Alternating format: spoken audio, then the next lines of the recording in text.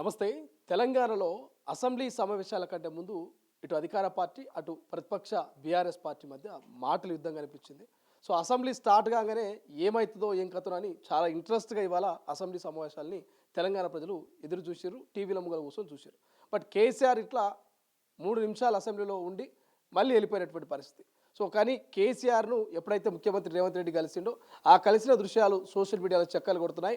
శభాష్ రేవంత్ అంటూ కొన్ని ప్రశంసలు వస్తున్నాయి, కొన్ని విమర్శలు కూడా వస్తున్నాయి. సో ఒక్కసారి మాట్లాడే ప్రయత్నం చేద్దాం. దమ్ముంటే అసెంబ్లీకి రా అని పిలిచిన కాంగ్రెస్ పార్టీ నేతలు మరి కేసీఆర్ అసెంబ్లీకి వచ్చిండు, అడుగుపెట్టిండు, ఇవాళ వెళ్ళిపోయాడు, ఏం చెప్తారనేది మాట్లాడే ప్రయత్నం చేద్దాం. ప్రస్తుతం మనతో పాటు ఫిషరీస్ కార్పొరేషన్ చైర్మన్ మెట్టు సాయి కుమార్. సో దమ్ముంటే అసెంబ్లీలో అడుగుపెట్టు కేసీఆర్ అంటూ మీరు సవాళ్ళు విసిరారు. వాళ్ళ సవాళ్ళు స్వీకరించిన వాళ్ళు తెలియదు, కానీ ఇలా కేసీఆర్ అసెంబ్లీలో అడుగుపెట్టి వెళ్ళిపోయాడు. ఏం చేస్తారు, ఏం కామెంట్ చేస్తారు? అంటే ఇప్పుడు శ్రీశైలం గారు 2 నిమిషాలు అంటే మ్యాగీ ఉంటుంది. మ్యాగీ 2 నిమిషాలే అంటే మీకు తయారైపోయి ఒక పెద్ద ఒక బ్రేక్ఫాస్ట్, దాన్ని బ్రేక్ఫాస్ట్ అనొచ్చు, మీరు లంచ్ అనొచ్చు, డిన్నర్ అనొచ్చు.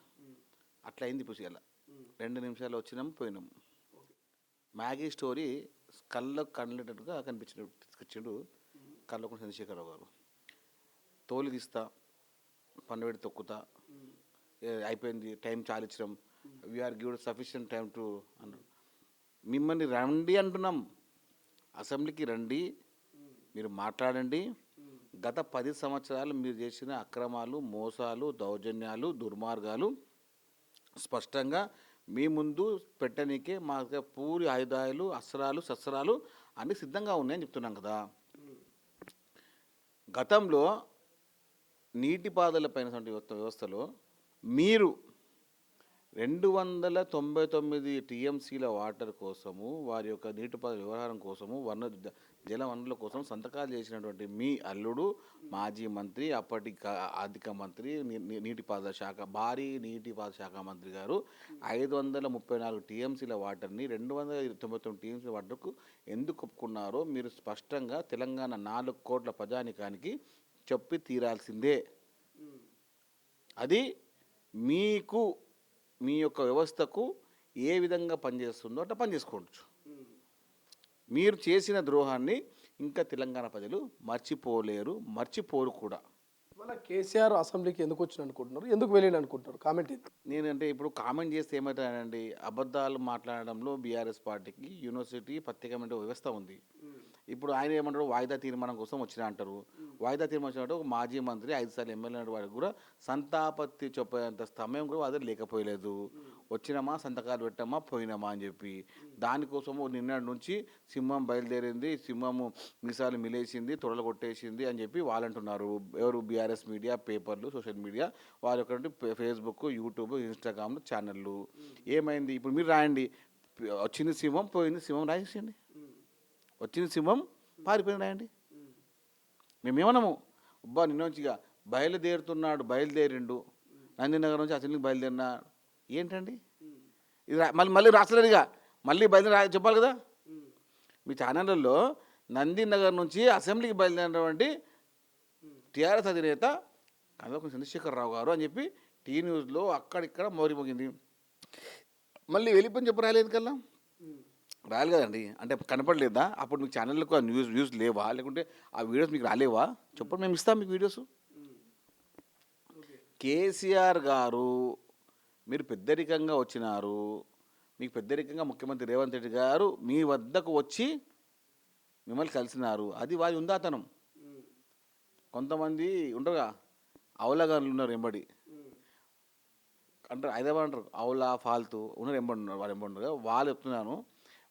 మీరు ఒక ఉందాతనానికి కేసీఆర్ గారికి ఆయన ఒక వయసుకు బట్టి ముఖ్యమంత్రి గారు వచ్చి నమస్కారం పెట్టి వెళ్ళిపోయారు, కలిసి వెళ్ళారు. కానీ అసెంబ్లీలో చూపించిన సంస్కారమే బయట కూడా సంస్కారం చూపిస్తే బాగుంటుంది మాట్లాడేటప్పుడు అని కేటీఆర్ ఇప్పుడు చిట్చాట్లో కామెంట్ చేసాడు.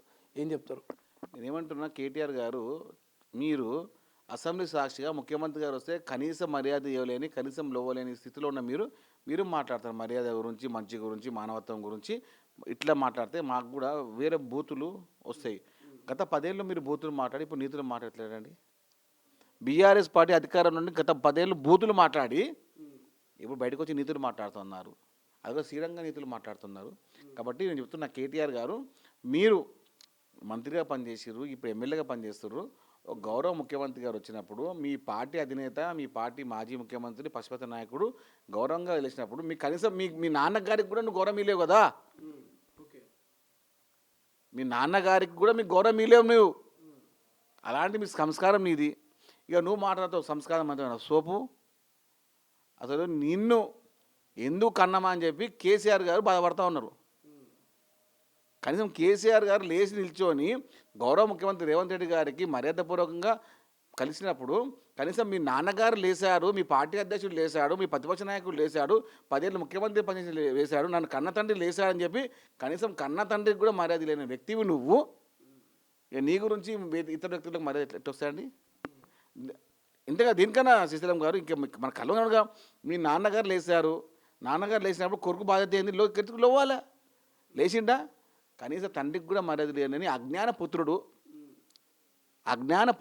అహంకార పుత్రుడు కేసరికి పుట్టిండు అంతే. సో రేపు ఒక 1 వీక్ పాటు అసెంబ్లీ జరుగుతూ ఉంది. వాళ్ళు 15 రోజులని డిమాండ్ చేసి 1 వీక్ నడుస్తుంది. ఈ 1 వీక్లో మళ్ళీ కేసీఆర్ అసెంబ్లీకి వస్తాడు, మీరు అడిగే ప్రశ్నలకు సమాధానం చెప్తాడని ఎక్స్పెక్ట్ చేస్తున్నా? నేనేమంటున్నా శ్రీశైలం గారు, నేను చెప్తున్నాను, రాయలసీమకి వెళ్ళి బేసిన్లు లేవు, బేససాలు లేవు అన్నారు మీరు. రాయలసీమ దగ్గరికి వెళ్ళి రాయలసీమ రత్నాలు చేస్తా అన్నది మీరు. చేపల పులుసు బాగా అన్నది కూడా మీరే. సంతకాలు చేసింది కూడా మీరే. మీ గౌరవ అల్లుడు అప్పటి మంత్రి, వ్యవసాయ మన ఆర్థిక మంత్రి, నీటిపారుదల శాఖ మంత్రి సంతకాలు ఆయన ఎవరు చెప్తే చేశారు? మీ అల్లుడు గారు చేశారా, మీరు చెప్తే చేశారా అనేది తెలియాలి.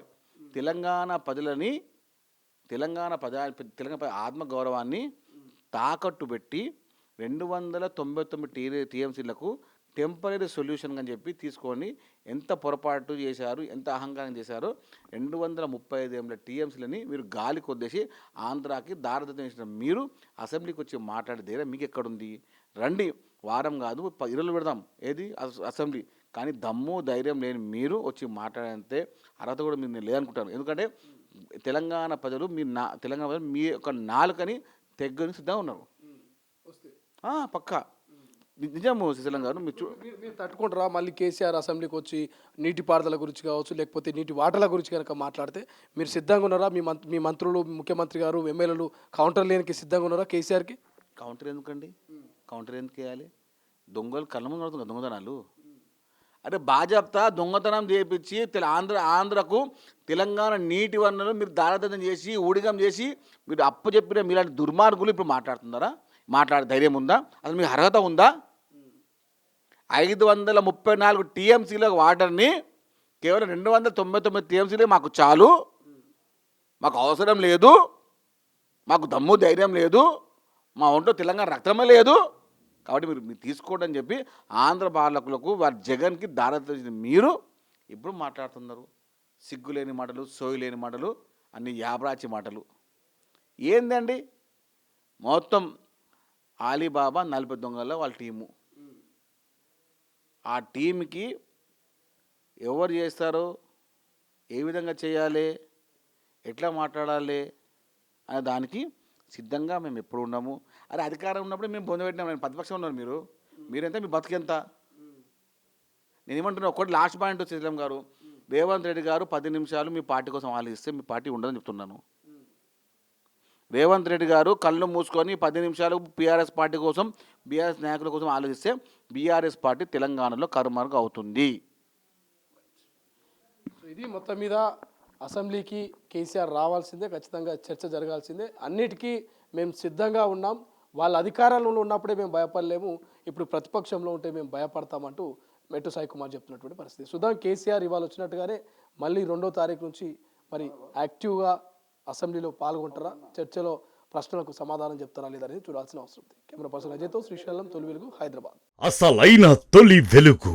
ఫాలో వాట్సాప్ @తొలి వెలుగు official.